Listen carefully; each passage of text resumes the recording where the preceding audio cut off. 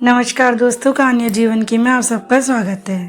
कहते हैं कि जिंदगी एक सफ़र है जिसमें हर मोड़ हमें कुछ नया सिखाता है। कभी सबक मुस्कान देता है, कभी जख्म।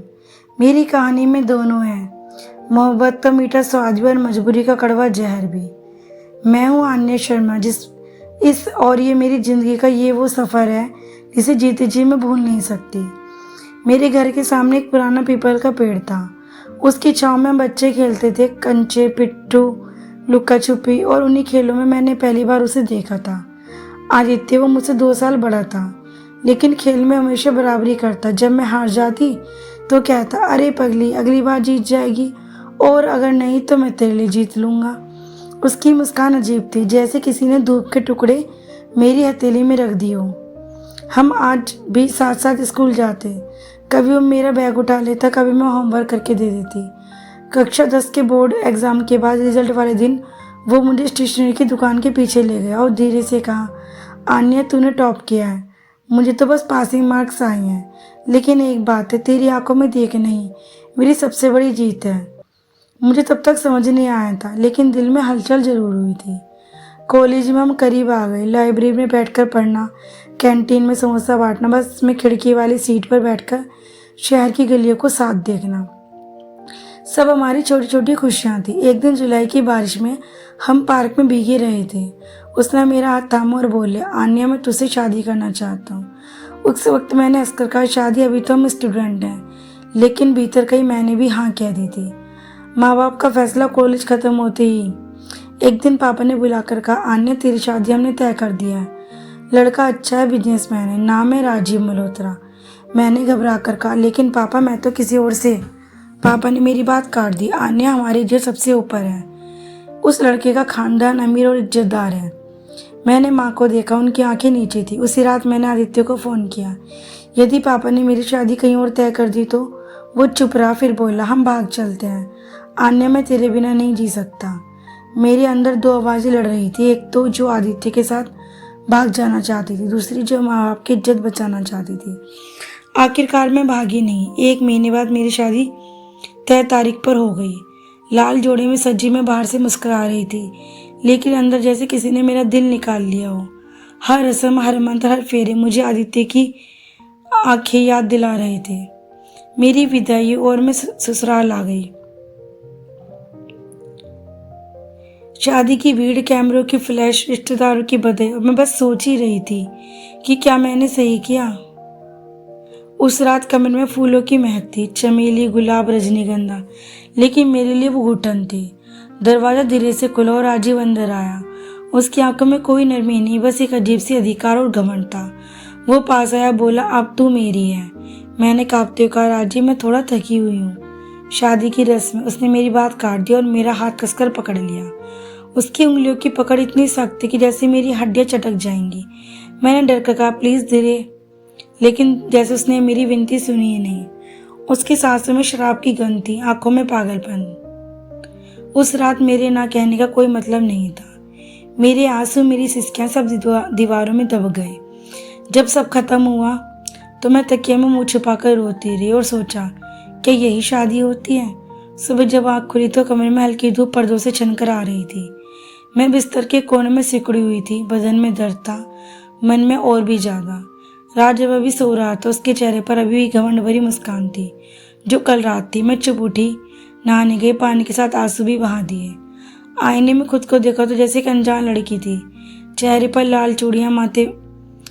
पर लाल बिंदियां, हाथों में चूड़ियां, माथे पर सिंदूर, लेकिन आंखों में कोई चमक नहीं। शादी के कुछ दिन बाद तक तो सब कुछ ठीक दिखाने की कोशिश हुई, लेकिन असलियत जल्द सामने आ गई। राजीव का स्वभाव कड़वा, आवाज तेज और आदतें गंदी थी। शाम को दफ्तर से आने के बाद शराब पीना, दोस्तों के साथ देर रात तक बाहर रहना, घर आते बिना वजह गुस्सा निकालना। एक रात वो देर से आया। मैं दरवाजा खोलने गई तो लड़खड़ाते हुए अंदर घुसा, खाना परोसा। उसने जोर से पूछा। मैंने डरते डरते कहा, हाँ, लेकिन ठंडा हो गया, अभी गर्म कर देती। उसने बिना कुछ कहे थाली उठाई और दीवार पर दे मारी। मुझे गरम चाहिए था, तुझे इतना भी नहीं होता? मैं हक्की बक्की रह गई। सास ससुर कमरे में थे, लेकिन चुप। उस रात फिर वही हुआ। मेरी मर्जी, मेरा दर्द किसी के लिए मायने नहीं रखता था। कभी कभी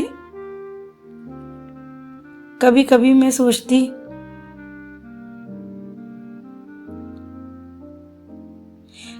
सोचती माँ बाप को बता दूं, लेकिन उनकी थकी आधी आंखें याद आ जाती और समाज का डर। फोन पर माँ बस से इतना ही कहती, सब अच्छा है माँ। झूठ बोलते हुए गला भर आता था। शादी के 6 महीने बाद मुझे महसूस हुआ कुछ बदल रहा है। डॉक्टर ने चेकअप के बाद कहा, कॉन्ग्रेचुलेशन, आप माँ बनने वाली है। उस पल दिल में खुशी और डर दोनों थे। सोचा शायद अब राजीव बदलेगा, लेकिन जब उसे बताया तो उसने बस एक ठंडी सी मुस्कान दी, अच्छा मेरे खानदान का वारिस आएगा। और फिर मोबाइल में उलझ गया। उसका बर्ताव पहले जैसे ही रहा, गुस्सा, शराब, हिंसा। हादसे की रात एक बरसात की रात राजीव दोस्तों के साथ पार्टी करके आ रहा था। गाड़ी तेज, सड़क की फिसलन भरी और वो नशे में था। गाड़ी का कंट्रोल बिगड़ा, बिजली के खंभे से टकराई और वो मौके पर ही चल गया। खबर सुनकर मेरे हाथ पैर सुन्न हो गए। न रोई न बोल पाई, सिर्फ एक सवाल बार बार मन में आता था, अब आगे क्या होगा। राजीव की मौत के बाद मैं 7 महीने की गर्भवती थी।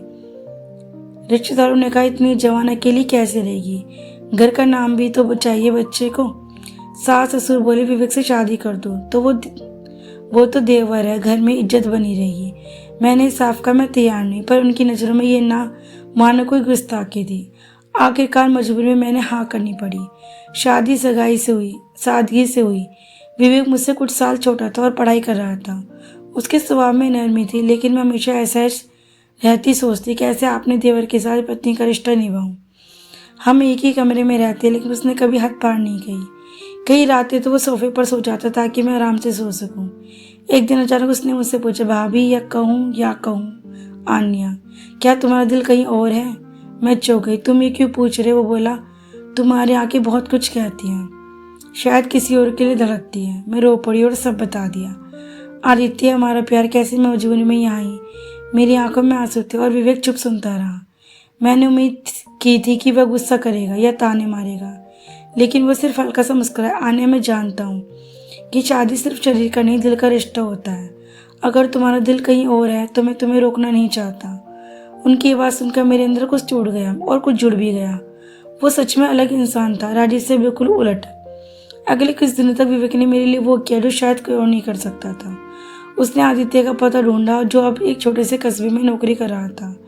उसने मुझसे बात की, वो तुमसे मिलना चाहता है। मैंने घबरा कर कहा, लेकिन समाज, लोग क्या कहेंगे। लेकिन जिंदगी तुम्हें जीनी है, उनकी नहीं। मैं अपने 8वें महीने में थी। विवेक मुझे आदित्य के घर लेकर गया। दरवाजा खुला और सामने वही आके जो बरसों से मेरे सपने में थी। हम दोनों बस एक दूसरे को देखते रहे, ना कोई शब्द, ना कोई सवाल। आदित्य की आंखें भर आई। आन्या, मुझे लगा था मैं तुम्हें खो चुका हूँ। हम घंटों बैठे, पुरानी यादें, दर्द और हालत बांटते रहे। विवेक चुपचाप बाहर बैठा रहा। शाम को उसने कहा, आन्या, अब फैसला तुम्हारा है, मैं तुम्हें और नहीं रोकूंगा। आदित्य ने धीरे से मेरा हाथ थामा। अगर तुम चाहो तो हम वहीं से शुरुआत कर सकते हैं जहाँ हमारी कहानी टूटी थी। कुछ हफ्ते बाद मेरे बेटे का जन्म हुआ। विवेक खुद अस्पताल में मेरे साथ था, लेकिन बच्चे को गोद में देने से पहले उसने कहा, ये बच्चा तुम्हारा और आदित्य का नया सफ़र देखेगा। उसने हमारे रीति रिवाज पूरे करवा कर मेरी और आदित्य की शादी करवा दी।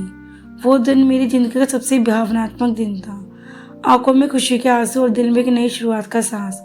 आज मैं आदित्य के साथ अपने छोटे से घर में हूँ और हमारा बेटा हंसते हुए खेल रहा है।